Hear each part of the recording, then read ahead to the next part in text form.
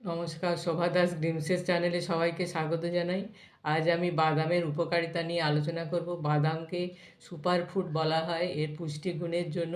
এটি ব্রেনের পক্ষে খুব ভালো হয়। যারা অত্যধিক মানসিক চাপে ভোগে, টেনশন করে, অ্যাংজাইটি হতে থাকে, ভালো ঘুম হয় না, তারপর ডিপ্রেশনে চলে যায়, সেক্ষেত্রে এটি বাদাম যদি খাওয়া যায় তাহলে এইসব সমস্যা দূর হয়ে যায়। তারপরে এটি স্মৃতিশক্তি বাড়াতেও সাহায্য করে।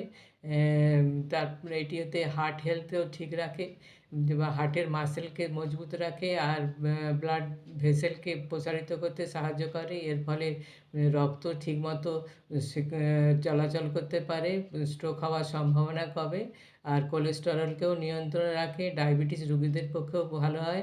এটি ইনসুলিন রেজিস্ট্যান্স যেমন কমায়, তেমনি কার্বোহাইড্রেট অ্যাবজর্পশনকেও কমায়। এর ফলে সুগার বাড়তে পারে না রক্তে।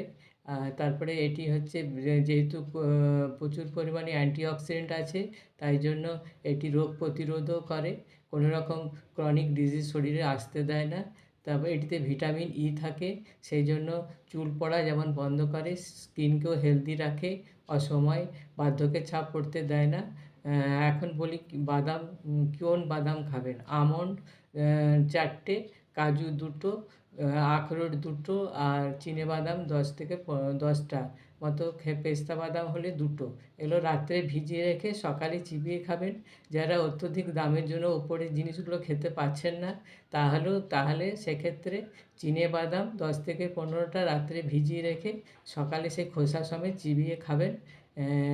তাহলেই অনেকটাই উপকার হবে। সবগুলো খেতে পারলে তো ভালোই, আর না হলে ওই চিনেবাদাম খেলেও উপকার হবে। ভালো থাকবেন, সুস্থ থাকবেন।